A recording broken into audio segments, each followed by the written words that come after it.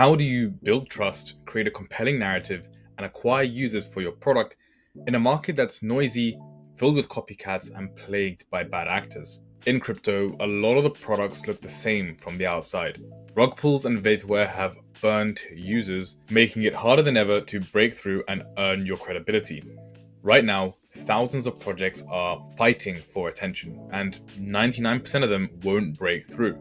And they all have one thing in common, is that no one trusts the founder. Hey, I'm Ramsey. I run Jello, a marketing and go-to-market studio focused on crypto and Web3 brands and products, helping them go from 0 to 1.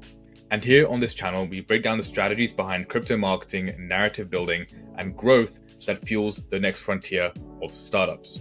And in this video, I'm going to show you how your founder branding can be the engine for your distribution system, helping you build trust, own your narrative, stand out in crowded markets, and ultimately acquire users for your product. First, we need to look at the current landscape of Web3 marketing. So there are three things here that make founder branding a prime target for the engine of a distribution strategy and a growth strategy for a lot of crypto products. The first is that it's quite a low barrier to entry. Unless you're building something extremely complicated like a new L1 with a novel consensus mechanism or dealing with deep cryptography or distributed systems, everything else is quite service level. You're just building smart contracts, and that is not the hardest thing in the world when you look at the development stack. And this means that a lot of products come out that are very similar to others.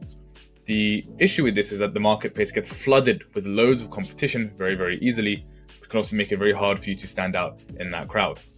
And the second thing is that comparatively or relatively to the wider tech scene, there's a relatively small user base, and again, very high competition for these users, which makes it very, very hard to compete on this stage.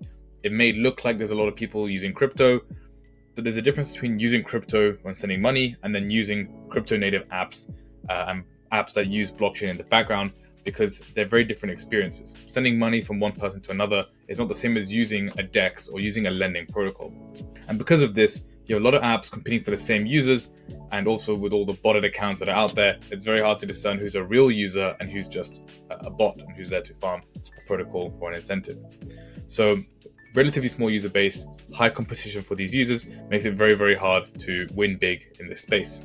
And finally, Web3 marketing is pretty broken, to be honest. And I say this in quotation marks because what I'm really talking about here is marketing that people have used in crypto and are kind of dubbed more crypto native approaches. You know, things like mindless shilling, incentive disaster classes with airdrops. It's very, very hard to discern who is real, who has the trust of the users, and who's going to be earning that credibility, right? They can't really tell who's legit anymore. And that means there's a trust gap that we need to fill. In a world where everyone is yelling, the one who tells the clearest story wins, and people are not telling stories anymore, which obviously leads to an arbitrage opportunity for those who want to take the reins and win back the trust of their core users. And that's where founder-led branding kind of fills this script.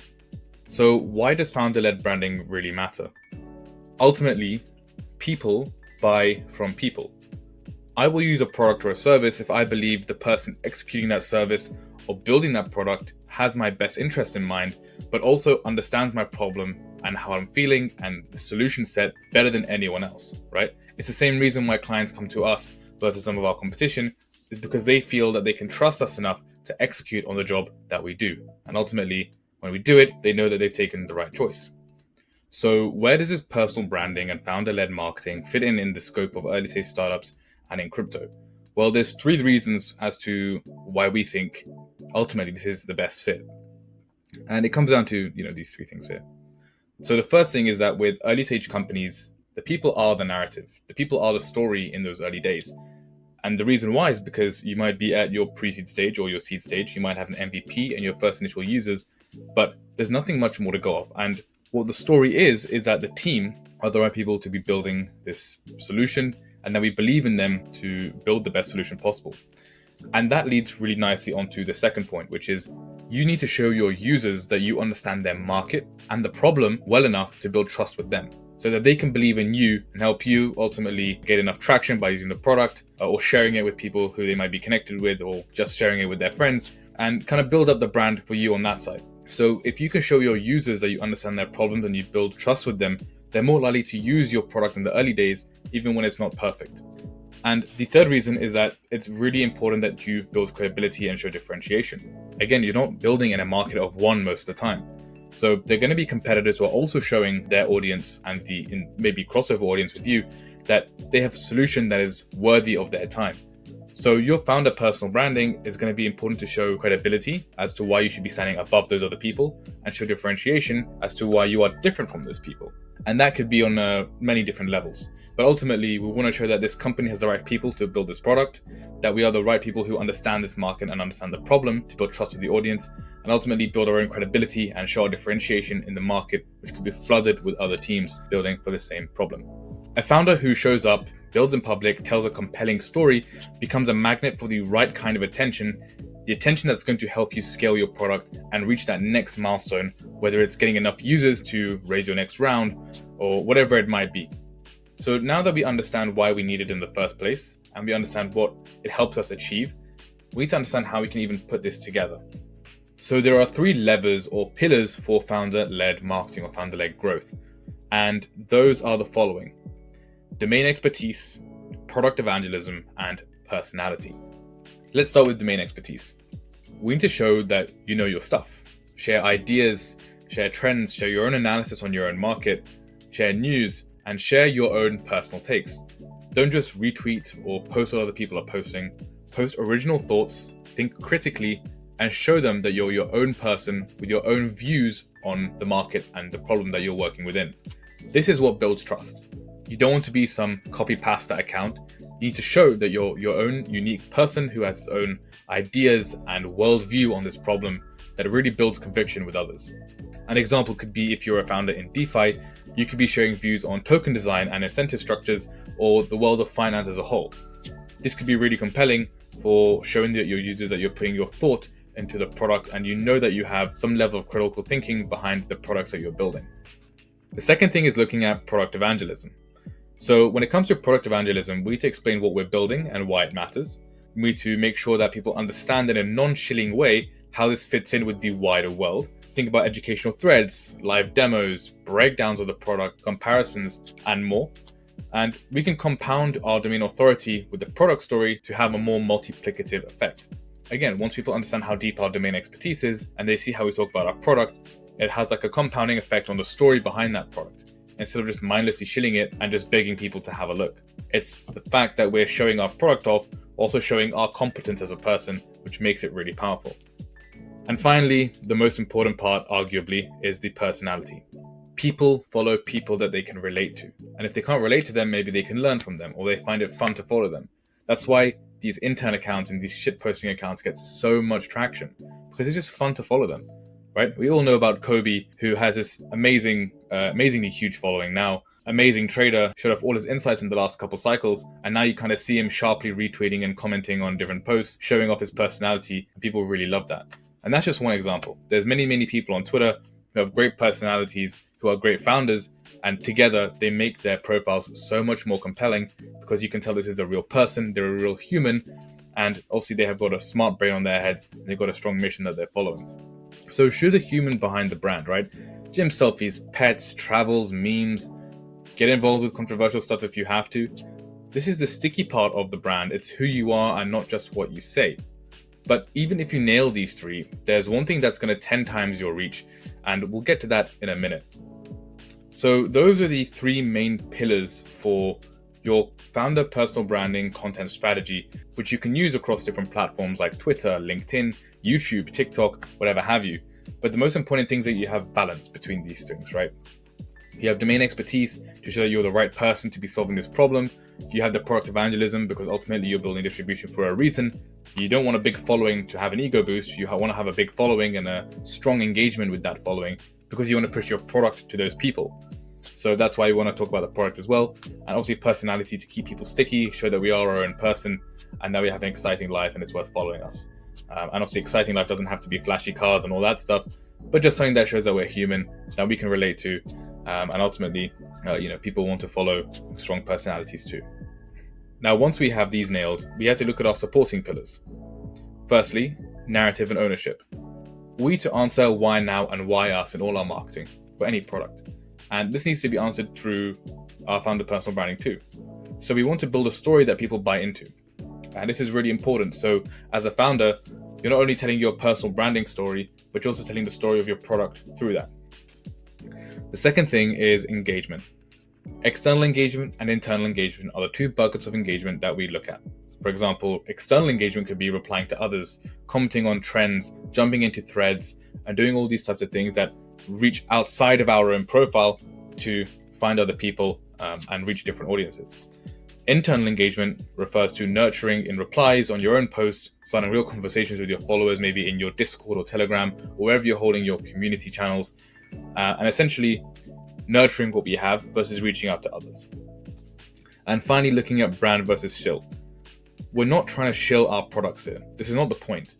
We're trying to build long-term credibility with our audience instead of focusing on short-term attention without any trust. So we want to play the long game. Don't focus on just shilling constantly.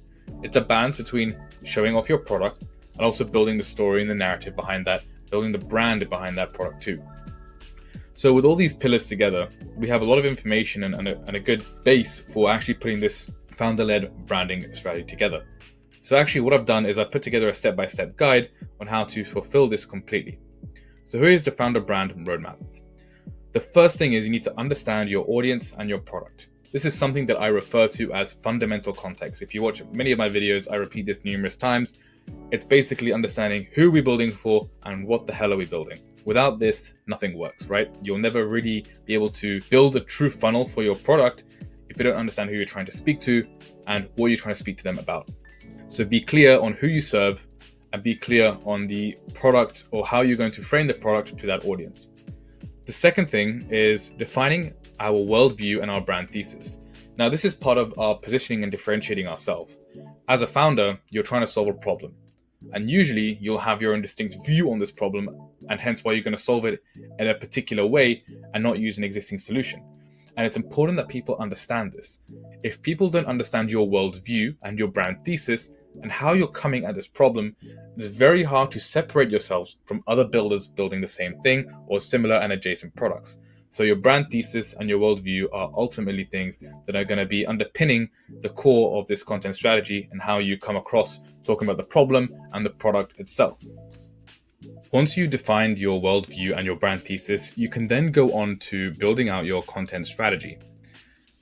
Now again, this is a mix between balancing the domain expertise, the product evangelism, and the personality building. Now there's loads of different types of content you can throw into the mix to achieve this. The first being something like engagement-focused content. So polls, hot takes, memes, things that can expand your reach and get people to engage with your content for that specific purpose. Secondly, you can look at thought leadership, so deep dives, essays, frameworks, guides, just more critical thinking content where you can show off your unique view of the world and how you think about things. Ultimately, we're trying to see and build real strong domain expertise here, and thought leadership is really important to doing that. Thirdly, again, product content, so updates, demo videos, guides, walkthroughs, all these different things can be done on all platforms, right? You can even do live demos with your audience, maybe on a LinkedIn Live or a YouTube video or on Discord. These things are all fair game and can be thrown into the mix. Fourth, we have narrative content, so story arcs, origin stories, market views. Again, all of our world-building content that help us define our brand thesis are all going to help us build the narrative for our product and our brand. And finally, the personal content, the behind-the-scenes content, the life failures, the life successes, all the things that make you, you, right? Did you have a good workout today? Great, post about it. Did you have a thought on a walk you went on? Amazing, post about it. These are the things that help you build your personality for the personal brand. Now, once you've built your content strategy, you then need to move on to your engagement strategy, and that's kind of building your distribution for your page. Now, as I mentioned, there's two types of engagement. There's external and there's internal. So when we're looking at external engagement, we need to look at replying to influential people in your niche. You need to make sure that we're putting ourselves out there so we can be visible to a lot of people. Yes, you can be replying to people with a few thousand followers, but if you're replying to people with tens or hundred thousands of followers, you ultimately have more people who have their eyes on the comment section, and there's more surface area for people to find your content there. So curate a list of voices you want to interact with, include some more niche voices to kind of build your niche domain authority, put in some bigger accounts so you can expand your reach, and make sure that you have a good list of people who you can regularly interact with and showcase your domain expertise or showcase your personality to them over a certain period of time. The more that you engage, the more content that you have out there, the more surface area there is for people to land on your page and follow you. And obviously that's helping you build your distribution for your product. When it comes to internal engagement, again, it's about bringing the community together through your comments. Make sure that you're liking their comments, you're replying to their questions. Don't leave anyone unturned if you can. In the early days, it's much more easy to do this, but as your page goes, you can't answer everyone, and nor should you. It's just a case of making them feel that they've been seen and heard enough for them to give you a follow and keep engaging with your brand.